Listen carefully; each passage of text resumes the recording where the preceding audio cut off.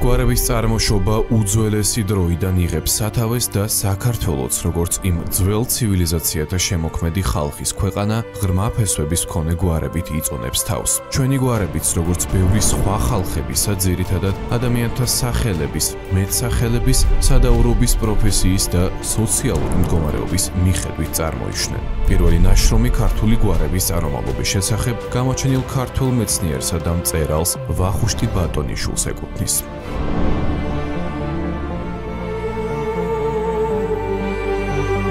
გადაცემაში ვისი გვარის ახალ ვეცდებით გავარკვიოთ თქვენი შენი გვარის ისტორია.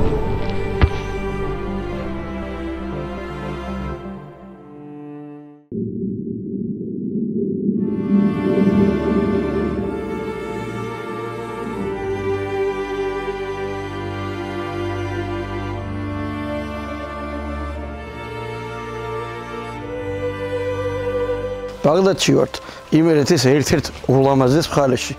დღეს ვსტუმრობთ ნაკაშიძეების ოჯახს. ბატონი შუქრი ნაკაშიძე უნდა გაგაცნოთ. წავედით მუზეუმში.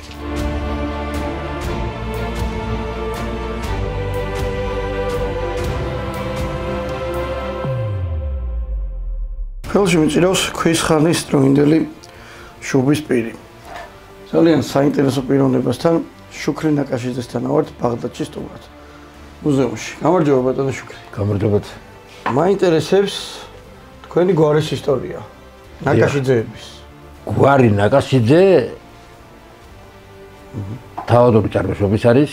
გვარი წარმოშობილი არის არაბული სიტყვიდან ნაკაში, რაც ქართულად ნიშნავს მხატვარს.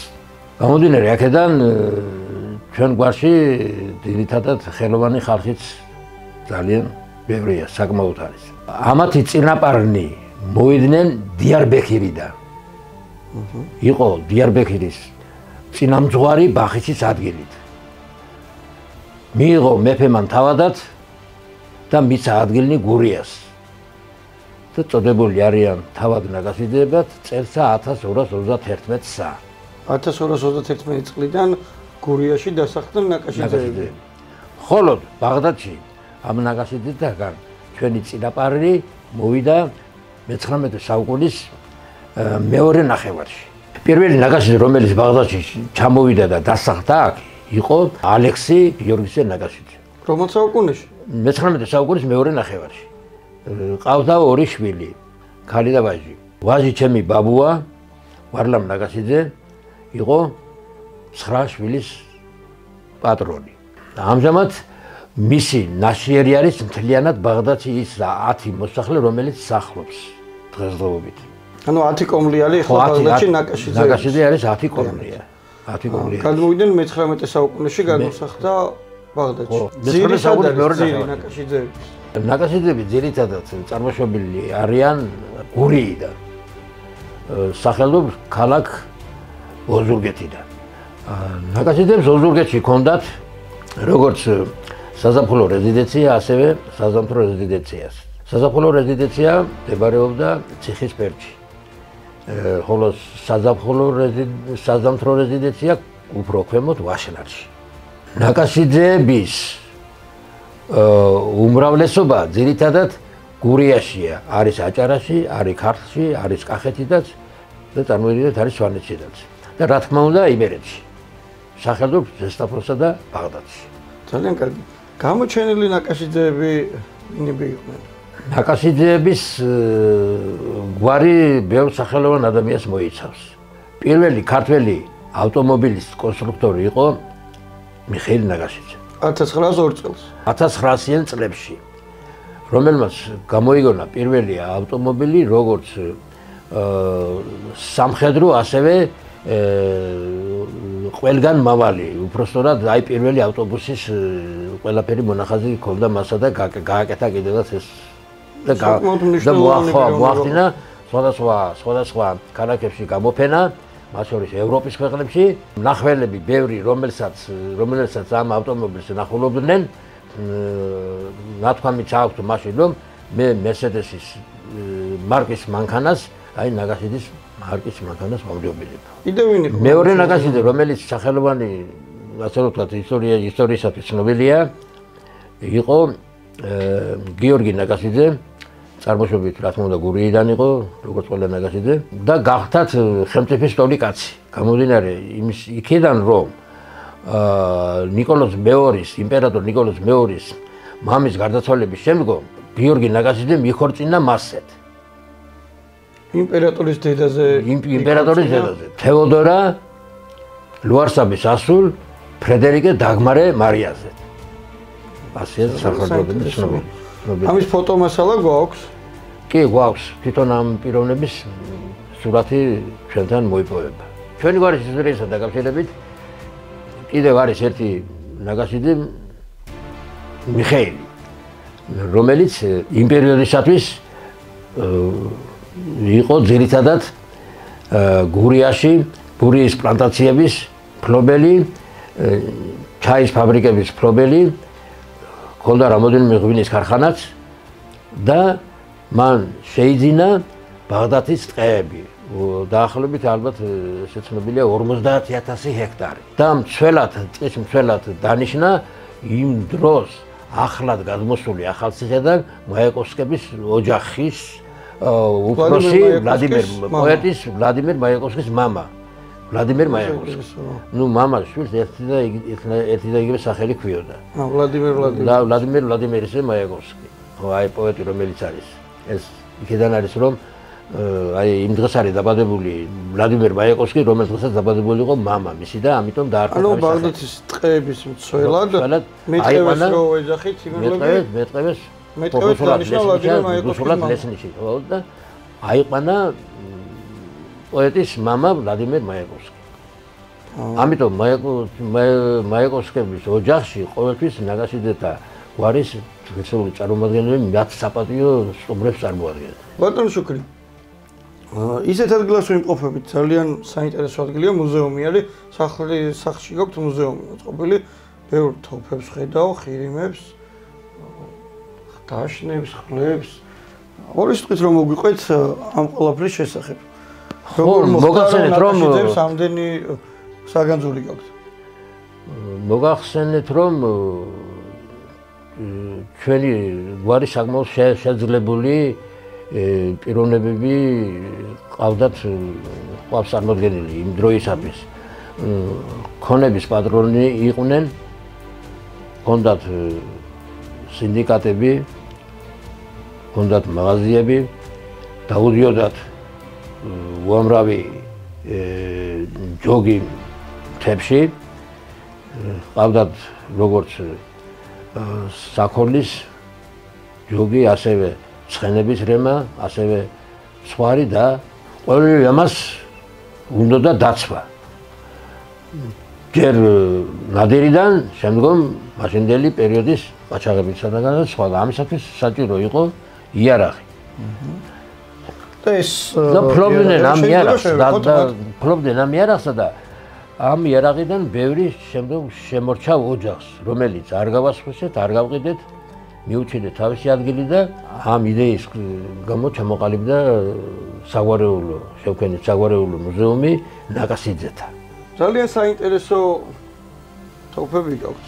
აი ეს როგორც ვიცი ხირიმია.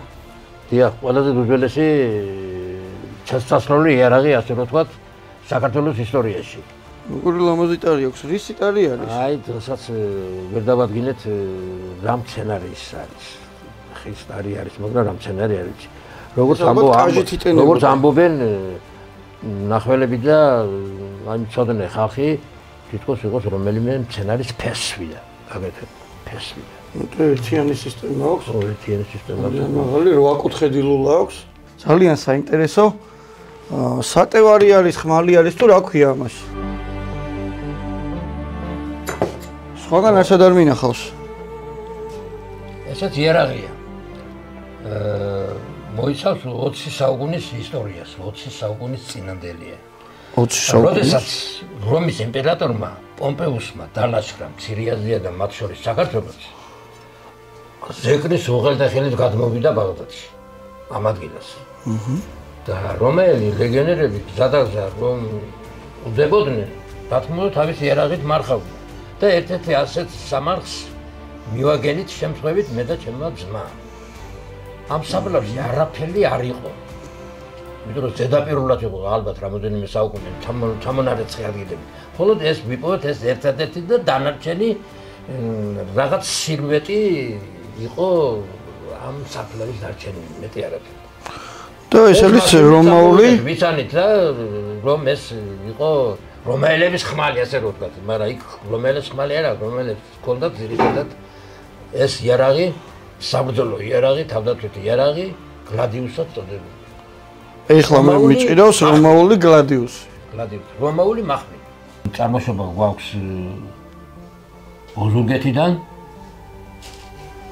და იქ ჩვენი ნაკაშიძეების როგორც იყო და გვაქვს ციხე ამ წუთში ნანგრევების სახით, ასევე გვაქვს ჩვენს მიერ აღდგენილი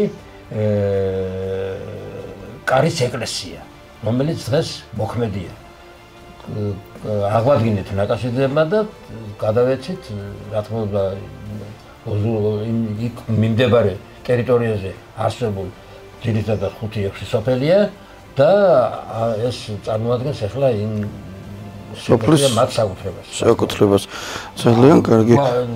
ახლა მოგახსენეთ, რომ ჩვენ წარმოშობა გურიიდან არის და მივიგენით ჩვენი ერთ-ერთი ოჯახი ადგილი, სადაც ვნახეთ ეს ბუხარი, რა თქმა უნდა, დანგრეული სახით, სამ ნაწილად გაყოფილი. ერთი ნაწილი ეს მთლიანად არის წინა ნაწილი და დევს ორ ქვაზად. ანუ სამ ნაწილად გაყოფილი არის. წამოვიღეთ ეს ბუხრის ეს ნარჩენები, გავუკეთეთ რესტავრაცია და წარმოდგენილი არის ახლა ჩვენს ოჯახში როგორც მე-7 საუკუნის ძეგლი ჩვენ წინაპრების მიერ ნაქონი. რომელიც მოქმედია. ძალიან კარგი. ჩვენ ბაღდათიდან დროებით გემშვიდობებით და გადავინაცვლებთ გურიაში, ოზურგეთში ვესტუმრებით ნაკაშიძეებს.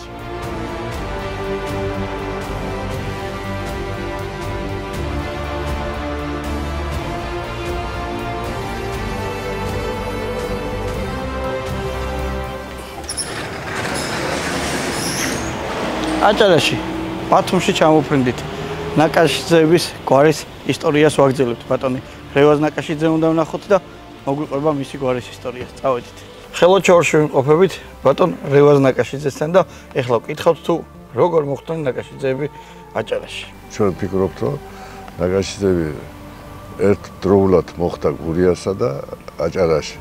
ისტორიულად გურია და აჭარა მჭიდრო კავშირში იყო ერთმანეთთან თავისი გვარებით, ჩამომავლობით, ცხოვრებით, დიქციით, ყველანი ერთმანეთს ავსებდა ხოლმე და საკმაოდ დიდი ურთიერთობა იყო გვარებს შორის, სოფლებს შორის.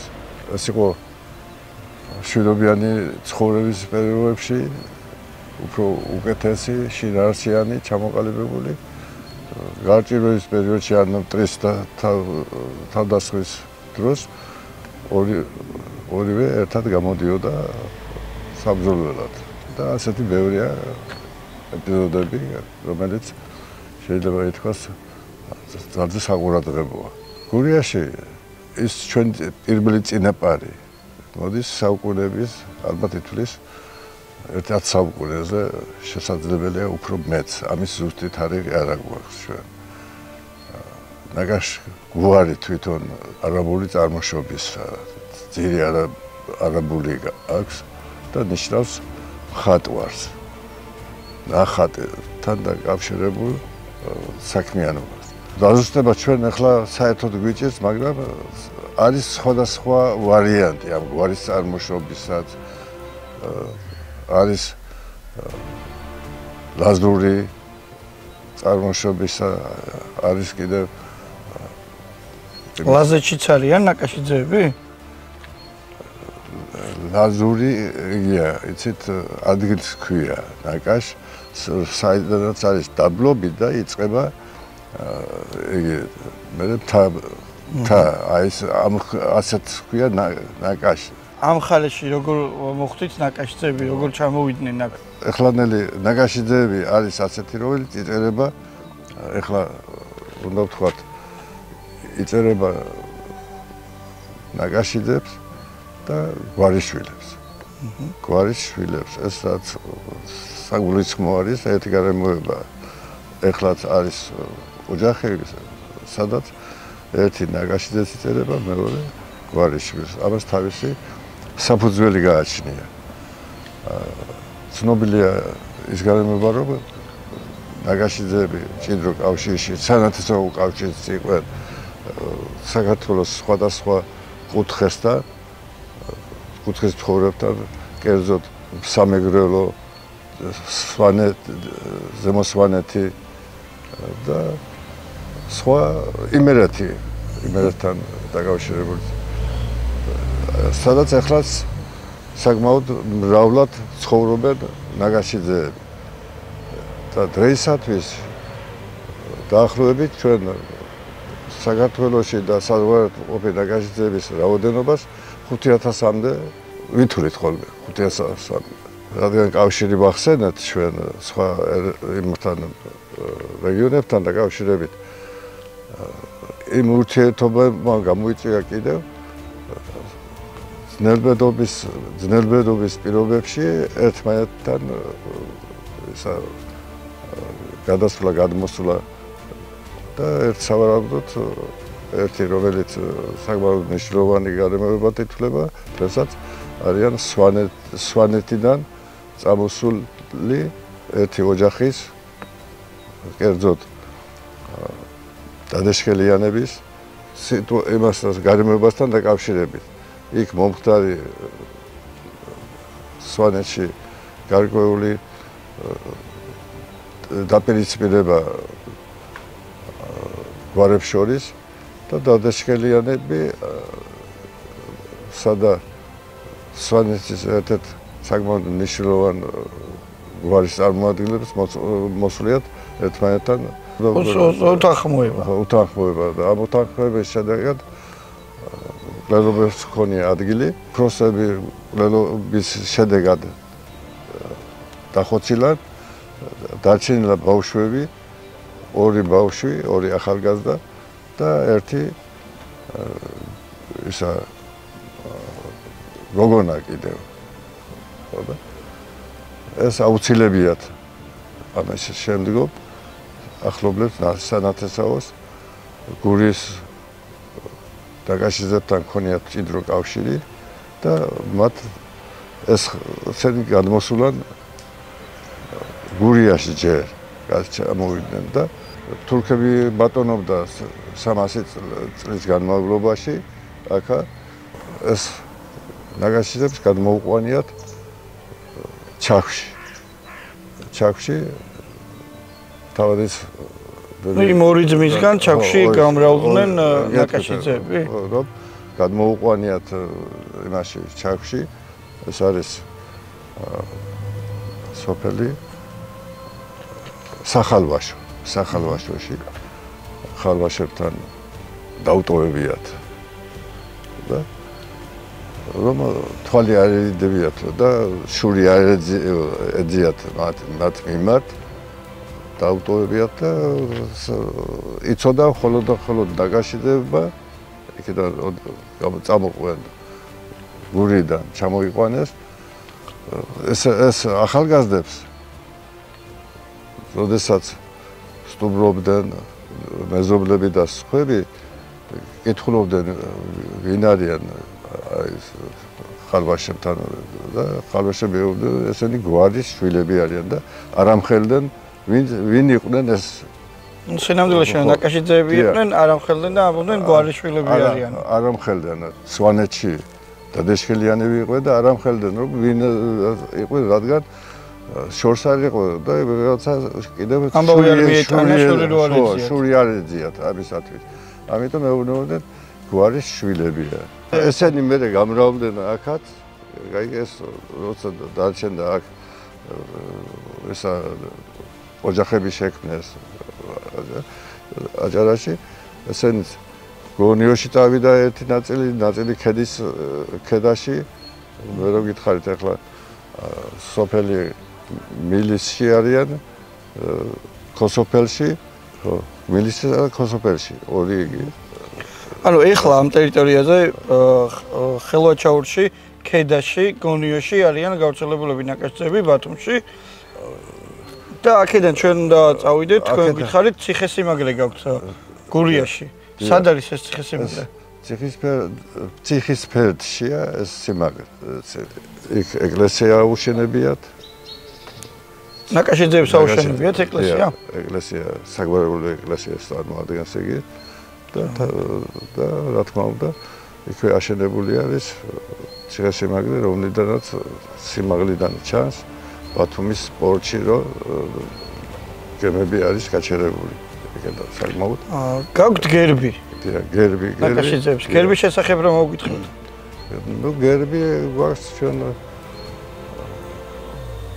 მე-16 საუკუნიდან ესე არის საკმაოდ თავის შინაარსით და თავისი გარეგნული აღნაგობით გერბი გვიჩვენებს იმას, თუ რით იყვნენ ეს ნაკაშიძეები დაკავებული, დასაქმებული და რას წარმოადგენდნენ. ფაქტობრივად ნაკაშიძეებს ჰქონდათ დავალებული სანაპირო ზღვის სანაპიროებზე ჰქონდა ესა ნაკაშიძეები საბაჟოს როლს ასრულებდნენ. ხო და ისინი ხელმძღვანელობდნენ ნავების გემები, ნავები და გემები იყო, პატარა გემები რა იქნებოდა და ნავების მიმოსვლას აკონტროლებდნენ ნაკაშიძეები. აკონტროლებდნენ იგი და იმ პერიოდში დინარეებიც საკმაოდ იმოდენა იყო, რომ ეს დინარეებშიც იმამდე თითქმის 20-მდე შემოდიოდა იგი ნავები. ესე იგი თქვენ გურია ახსენეთ და აქედან ჩვენ გადავინაცვლოთ გურიაში ციხესიმაგრის ანახავად? ფიქრობ, რომ სრული წარმოდგენისათვის საკმაოდ კარგი იქნება თუ ინახულებთ და ეს ძველებური ფორმისა და ციხესიმაგრის, რომელიც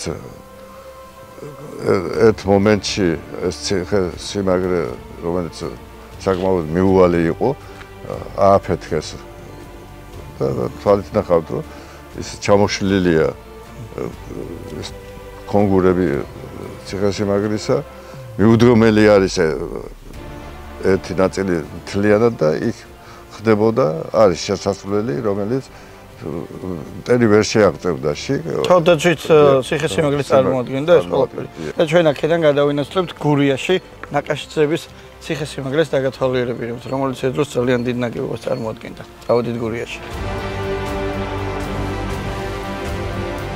ჩვენ ახლა ვიმყოფებით ოზურგეთის რაიონში, სოფელ ბაილეთში, სადაც ნაკაშიძეებმა ოდესღაც ეს ტაძარი ააგეს. ახლა აქედან გადავინაცვლებთ ციხესიმაგრის ნანგრევებთან, რომლებიც ნაკაშიძეებს ეკუთვნოდათ.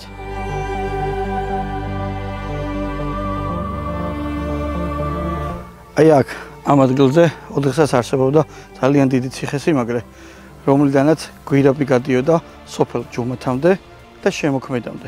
დაახლოებით 15-20 კილომეტრის გვირაბი არსებობდა. სავარაუდოდ ძალიან დიდ ციხესიმაგრეს წარმოადგენდა ეს ტერიტორია.